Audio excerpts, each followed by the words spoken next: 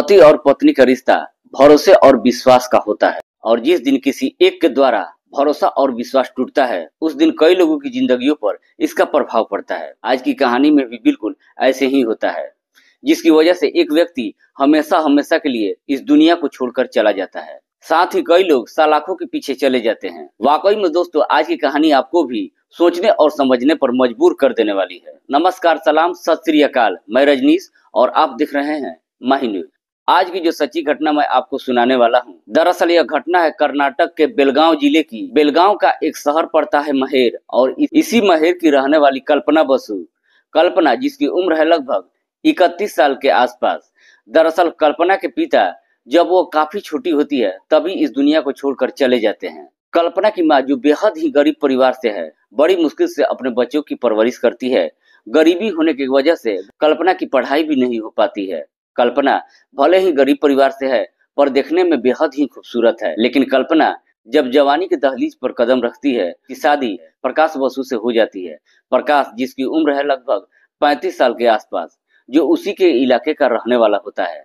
दरअसल प्रकाश के भी माता पिता बचपन में इस दुनिया को छोड़कर चले जाते हैं, इसलिए प्रकाश की परवरिश उसके नाना नानी करते हैं। दरअसल प्रकाश के भी नाना नानी मध्यम वर्गीय परिवार के ही रहने वाले हैं, इसलिए प्रकाश की भी पढ़ाई नहीं हो पाती है। लेकिन प्रकाश जब जवान होता है तो कैसे भी करके ड्राइवरी का काम सीख जाता है और फिर एक कैब चलाने लगता है। जब इधर कल्पना की शादी प्रकाश से हो जाती है तो अपने ससुराल में वो जाती है तो अपने साथ कई सारे सपने भी लेकर जाती है।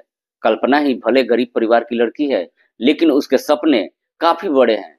जब शादी करके ससुराल में जाती है तो उसका सारा का सारा सपना एकदम से चकनाचूर हो जाता है, क्योंकि जैसा उसने अपने सपनों का राजकुमार सोच के रखी थी, प्रकाश बिल्कुल वैसा नहीं था। बल्कि प्रकाश एक तो पैसा भी कम कमाता था और बिल्कुल सीधा साधा व्यक्ति था। प्रकाश कल्पना को पाकर तो बेहद ही खुश होता है, लेकिन कल्पना अपने पति को पसंद नहीं करती है। प्रकाश जो भी पैसा कमाता है बड़ी ईमानदारी से घर पर लाता है और अपनी पत्नी की तमाम ख्वाहिशों को पूरा करने की कोशिश करता है। लेकिन कल्पना के शौक इतने काफी बड़े होते हैं कि प्रकाश उसे पूरा नहीं कर पाता है।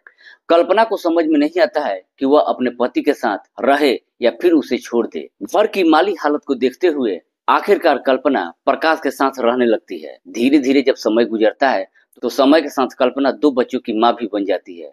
पर 2 बच्चों की माँ बनने के बाद भी कल्पना की खूबसूरती में न तो कोई कमी रहती है और न ही उसके शौक कम होते हैं। इधर प्रकाश जब नौकरी करता है 3-4 दिन पर कभी एक दिन अपने घर पर आता है। दरअसल प्रकाश के जब 2 बच्चे हो जाते हैं तो उसके बाद प्रकाश भी अपनी पत्नी पर ज्यादा ध्यान नहीं दे पाता है। प्रकाश अपने ही काम में बिजी रहता है और इधर कल्पना के दोनों बच्चे अपने स्कूल चले जाते हैं। कल्पना अकेले घर पर रहती है और इधर उधर की बातें सोचती है। कल्पना को जब यह पूरा यकीन हो जाता है कि उसकी ख्वाहिश प्रकाश पूरी नहीं कर सकता है, अब कल्पना के दिमाग में एक आइडिया क्रिएट हो जाता है। दरअसल प्रकाश अपनी ड्यूटी चला जाता है। जब उसके दोनों बच्चे स्कूल चले जाते हैं उसके बाद से अब कल्पना अपने ही इलाके के कुछ लड़कों को लटके झटके दिखाने लगती है। दरअसल मोहल्ले के कुछ ऐसे लड़के थे जब कल्पना की खूबसूरती को देखे थे तो उसके पीछे पड़ चुके थे। लेकिन जब कल्पना अपने तरफ से हरी झंडी दिखा देती है वो सारे लड़के कल्पना के घर पर आने लगते हैं। उसके बाद से कल्पना उन तमाम लड़कों को अपने घर पर बुलाने लगती है। अपने घर के अंदर ही उनसे मुलाकात करती है और बदले में उनसे अच्छा खासा पैसा वसूलती है।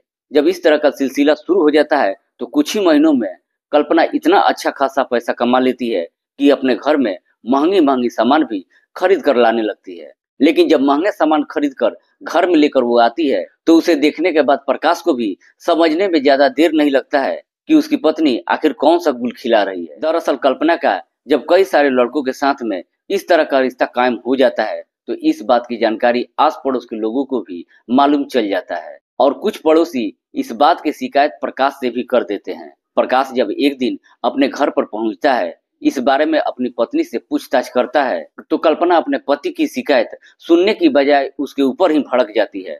दरअसल कल्पना अपने पति को फटकार लगाते हुए कहती है, एक तो तुम मेरी ख्वाहिशों को पूरा नहीं कर सकते और अगर मैं 2-4 लड़कों से बातचीत कर लेती हूँ तो वह भी तुम्हें अच्छा नहीं लगता है। अगर तुम मेरे ऊपर ज्यादा दबाव डालने की कोशिश करोगे तो मैं तुम्हें छोड़कर कहीं और चली जाऊंगी। जब इस तरह की बात अपने पति से कहती है, अब प्रकाश को भी समझ में आ जाता है कि उसकी पत्नी अब सुधरने वाली नहीं है। इसलिए प्रकाश अब अपनी पत्नी को सही रास्ते पर लाने के लिए फैसला करता है और वहां से मकान छोड़ करके अपनी पत्नी और बच्चों को लेकर के बेलगांव शहर में चला जाता है और बेलगांव शहर के एक अपार्टमेंट में किराए का फ्लैट लेकर के रहने लगता है और वहीं पर एक व्यक्ति का वो गाड़ी भी चलाने लगता है। प्रकाश को लगता है कि शायद अब उसकी पत्नी सुधर जाएगी, लेकिन शायद प्रकाश की यह गलतफहमी थी। प्रकाश जिस अपार्टमेंट में पत्नी के साथ किराए पर रहता है, उसी के पड़ोस का रहने वाला पंकज पवार के साथ कल्पना का प्रेम प्रसंग शुरू हो जाता है। पंकज, जिसकी उम्र है लगभग 32 साल, जो एक प्राइवेट कंपनी में नौकरी करता है और शादीशुदा भी है और साथ में ही उसके 2 बच्चे भी। कल्पना का जब पंकज के साथ में अफेयर शुरू होता है, उसके साथ घूमने के लिए वो जाती है और जब भी उसे मौका मिलता है पंकज को अपने घर पर भी मिलने के लिए बुला लेती है। कुछ महीनों का जब समय गुजरता है तो एक दिन पंकज 3 दोस्तों को लेकर के कल्पना के घर पर आता है, जिनमें से एक का नाम है सुरेश, दूसरे का नाम है आदित्य और तीसरे का नाम है अब्दुल शेख। अब इन तीनों को लेकर के कल्पना के घर पर पहुंचता है तो इन तीनों को जब कल्पना देखती है तो कल्पना भी इन तीनों को अपने प्रेम जाल में फंसा लेती है। उसके बाद से इन चारों के साथ बारी बारी से घूमना फिरना शुरू करती है। घूमना फिरना ही नहीं शुरू करती है बल्कि लटके झटके दिखाने के बाद से इनसे पैसे भी वसूलने लगती है। दरअसल बेलगांव शहर आने के बाद भी कल्पना की आदतों में कोई सुधार नहीं होता है। कल्पना बेलगांव में आने के बाद जब इस तरह का रिश्ता कायम करती है तो इस वजह से सिर्फ उसके घर में ही नहीं बल्कि पूरे इलाके में बदनामी होने लगती है। इस बात की जानकारी जब प्रकाश को मालूम चलता है तो प्रकाश अपनी पत्नी को काफी समझाने बुझाने की कोशिश करता है। दरअसल प्रकाश अपनी पत्नी को समझाते हुए कहता है, अब हमारे बच्चे बड़े हो रहे हैं, अगर अभी तुम अपने आदतों में सुधार नहीं लाई तो इसका असर हमारे बच्चों के भविष्य के ऊपर पड़ेगा। इतना सब कुछ समझाने के बावजूद भी कल्पना अपने पति की एक भी बात नहीं मानती है। इसी बात को लेकर के पति और पत्नी के बीच में अब अक्सर लड़ाई झगड़े शुरू हो जाते हैं। एक दिन प्रकाश इस प्रकार से गुस्से में आ जाता है कि अपनी पत्नी और दोनों बच्चों को वहीं पर छोड़ करके उस व्यक्ति के घर चला जाता है जिसके यहाँ वह नौकरी करता है और जाकर के वहीं पर रहने लगता है। भले ही प्रकाश अपनी पत्नी और बच्चों को छोड़कर चला जाता है, लेकिन जो भी पैसा कमाता है महीने के आखिरी में लाकर अपनी पत्नी को दे देता है। लेकिन प्रकाश जब अपनी पत्नी को छोड़ के चला जाता है उसके बाद से कल्पना भी अब आजाद पंछी की तरह हो जाती है। दरअसल अब कल्पना को रोकने टोकने वाला कोई नहीं होता है और फिर इस तरीके से काम करके वह अच्छा खासा पैसा भी कमा लेती है। कल्पना की जिंदगी इस प्रकार से बदल जाती है, खाना बनाने की तो बात दूर, अपने बच्चों का अच्छे तरीके से देखभाल भी नहीं करती है। दरअसल कल्पना अपने घर पर खाना बनाने के लिए अब्दुल शेख की पत्नी को रख लेती है और फिर अपने यार दोस्तों के साथ दिन रात मटर गश्ती करने लगती है। बात कर रहा हूं मैं 2 अप्रैल की दोपहर के वक्त, जब प्रकाश को अपनी तनख्वाह मिल जाती है और 2 अप्रैल को दोपहर के वक्त अपनी पत्नी को पैसे देने के लिए घर पे आता है। लेकिन प्रकाश जब पैसे देने के लिए पत्नी के घर पर पहुंचता है तो घर के अंदर ही अपनी पत्नी को पंकज के तीनों दोस्तों के साथ आपत्तिजनक स्थिति में देख लेता है। जैसे इस तरह का नजारा देखता है उसके बाद से अपनी पत्नी की वह पिटाई करने लगता है। हालांकि प्रकाश जब अपनी पत्नी की पिटाई करता है तभी कल्पना तीनों की तरफ देखती है और इशारा कर देती है। पंकज के तीनों दोस्तों को जैसे ही इशारा मिल जाता है उसके बाद से प्रकाश की पिटाई करने लगते हैं। आखिरकार प्रकाश पिटाई से बेहोश होकर के वहीं पे गिर जाता है। उसके बाद से कल्पना और पंकज सहित तीनों मिल करके प्रकाश को इस दुनिया से हमेशा हमेशा के लिए ऊपर पहुंचा देते हैं। लेकिन उसी वक्त अब्दुल शेख की पत्नी सिमरन वहां पे पहुंच जाती है और सब कुछ वो देख लेती है। सबके सब सिमरन को देखते हैं तो देख करके एकदम से डर जाते हैं। दरअसल अब्दुल शेख अपनी पत्नी को धमकी देते हुए कहता है कि अगर तुमने इस बारे में किसी को कुछ भी बताया तो हम तुम्हें इस दुनिया से हमेशा हमेशा के लिए ऊपर पहुंचा देंगे। सिमरन भी डर के मारे अपना मुंह बंद कर लेती है। उसके बाद से यह चारों मिलकर के प्रकाश को ठिकाने लगाने के लिए रात के समय का इंतजार करने लगते हैं। प्रकाश को अब्दुल शेख के कार में रख करके और वहां से लेकर के वो रवाना होते हैं। जब इलाके के अनमोल घाट के किनारे पहुंचते हैं तो हर 1 किलोमीटर की दूरी पे 3 गड्ढा खोदते हैं और तीनों गड्ढों में डाल करके मिट्टी भर देते हैं। उसके बाद से वापस अपने घर चले आते हैं। दरअसल इन्हें पूरा यकीन हो जाता है कि अब शायद हम कभी पकड़े नहीं जाएंगे। पर जैसे जैसे समय गुजरता है इधर अब्दुल शेख की पत्नी सिमरन को अब डर सताने लगता है। दरअसल सिमरन को न जाने क्यों लगता है कि आज नहीं तो कल यह सब मिल करके मुझे भी नहीं छोड़ेंगे। आखिर लगभग 1 महीने बाद सिमरन 8 मई को बेलगांव की जानी मानी पत्रकार उषा नाइक से जाकर मुलाकात करती है और पत्रकार उषा नाइक से इस पूरी घटना की कहानी बता देती है। जब यह पूरी कहानी पत्रकार उषा नायक सुनती है, उसके बाद से सिमरन को लेकर के नजदीकी थाने में जाती है और थाना प्रभारी से पूरी घटना के बारे में बताती है। जब सिमरन पूरी कहानी थाना प्रभारी से बताती है, उसके बाद से पुलिस सिमरन के ही बयान पर मुकदमा दर्ज करती है और फिर सबसे पहले कल्पना के घर पर जाती है।